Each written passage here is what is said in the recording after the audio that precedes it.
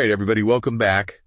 I am so excited for today's deep dive because we are talking about something that is so important for your furry friends. Absolutely. And that is gut health. Yes. We're diving deep into this awesome article, 5 common signs your dog's gut health needs attention. It's a good one. It is a good one. And, we've talked about gut health before on the show, but we're going to kind of go beyond the basics. Absolutely. With you here today.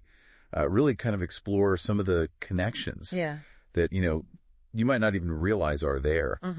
When we think about our dog's health, I think a lot of times we think about what we can see. Right. Their skin, their coat. For energy level. How much energy they have. Are they limping, But we don't necessarily always think about their gut. Right. And it's funny because gut health is actually like the control center for so much more than just their, digestion. Yes. It's like everything. Your mood, how they're feeling, how they're processing nutrients, their ability to fight off infections. All of that. It's all connected. I know, it's crazy. Yeah. So this article starts out, and, it kind of hits the nail on the head with the most common signs that something might be off in the gut. Right. And those are, things like if you're seeing some digestive irregularities. Exactly. Persistent diarrhea. Constipation. Fast bloating. Vomiting. Any of that. Yeah. And, as dog owners. Yeah. I think we all know. Yeah. We see it. We've all been there, right? Yeah. We've all dealt with the occasional, upset tummy. Upset tummy. But when it's happening all the time. Yeah. When it's like a recurring thing. That's an issue. You're like, okay, something else is going on here. Yeah. And I think sometimes we forget too that, those symptoms aren't just uncomfortable for our dogs. Right. They can actually hinder their ability to absorb nutrients. Yeah. Like, if they have chronic diarrhea, they're not absorbing those nutrients like they should be. Exactly. So it's really important to address those issues because it's not just about their comfort, it's about their overall health. Exactly. Yeah. And speaking of overall health, the article also talks about, changes in appetite and weight. Mm-hmm. So maybe your dog's always been a good eater. Right. And all of a sudden they're just not interested in their food anymore. Yeah. Or maybe they're eating more than usual and they're gaining weight or losing weight. Mm-hmm. What's the connection there with the gut? Well, remember, the gut is home to trillions of bacteria, fungi, and other microorganisms. So much going on in there. It's a whole ecosystem. It's like its own world in there. It is. And we call that the gut microbiome. Right. And that microbiome, it plays a key role in breaking down food. It's the one doing all the work. Yeah, producing vitamins, regulating metabolism. Right. So if that balance of the microbiome gets disrupted, it can totally mess with their appetite, their ability to absorb nutrients, and ultimately their weight. Yeah, it all comes back to that balance. Yeah, it's about that delicate balance. And so it's not just about, are they eating too much? Are they not eating enough? Right. It's really about how is their body processing all of that. Exactly. How are they breaking it down? How are they utilizing those nutrients? Exactly. Yeah. And so it kind of leads me into this next point, which I have to admit, when I was reading this article, I was a little surprised. Oh, yeah.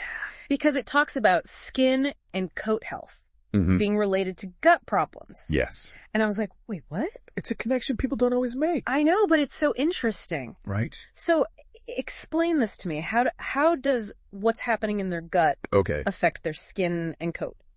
Well, think about it this way. So an unhealthy gut can lead to inflammation.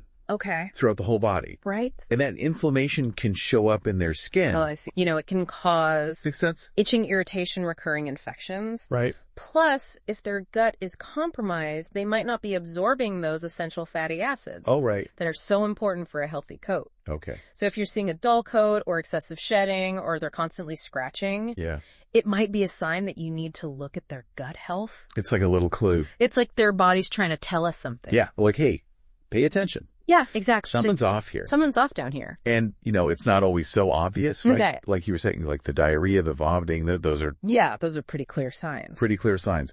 But the article also mentions behavioral changes, which I thought was really interesting because it's like, okay, how does the gut affect a dog's mood? Yeah. Well, this is where we get into that fascinating gut-brain connection. I love this stuff. It is so cool. And it's actually a huge area of research right now. Yeah. So did you know that almost 90% of serotonin, which is a neurotransmitter that regulates mood, is actually produced in the gut? What? I know, it's crazy, right? I did not know that. So when that gut microbiome is imbalanced, it can totally throw off their serotonin levels. Oh. And that can lead to anxiety, depression, even aggression. It's like a domino effect. It is. And it's all because of this like communication highway between the gut and the brain called the vagus nerve. Okay. And it's constantly sending signals back and forth. So it's like a two-way street. It's a two-way street. Yeah. Wow.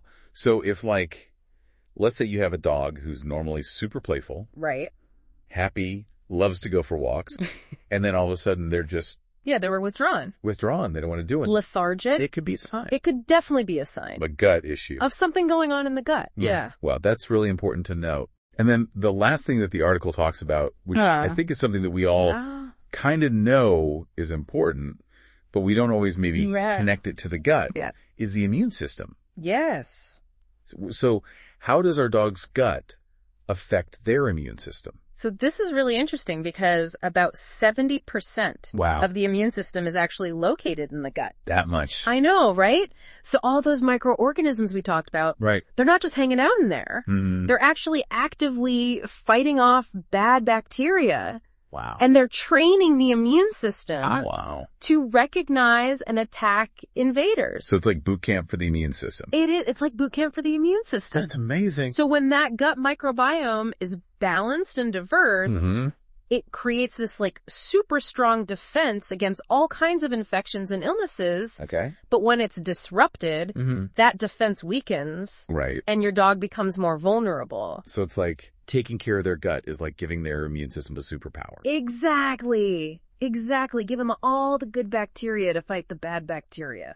It all makes so much sense now. It does. You know, and I think this has just been a really eye-opening conversation. Me too. Because like we said at the beginning, we think about, you know, what we see on the outside. Right. But really, their gut health. It all starts on the inside. Is connected to everything. Yeah, it's the foundation. It's the foundation of their overall health. So we've talked about digestion behavior. Yeah. Skin coat immunity. I mean, it's all connected. It really is all connected. So by recognizing the signs and, you know, really understanding those deeper connections. Absolutely. You can really become an advocate for your dog's health. Yeah, and you can help them live a longer, happier, healthier life. Exactly. And maybe prevent some of those problems. Right. Before they even pop up. Absolutely. Preventative care is so important. It is. So I'm going to leave you with this. Okay. Something to ponder.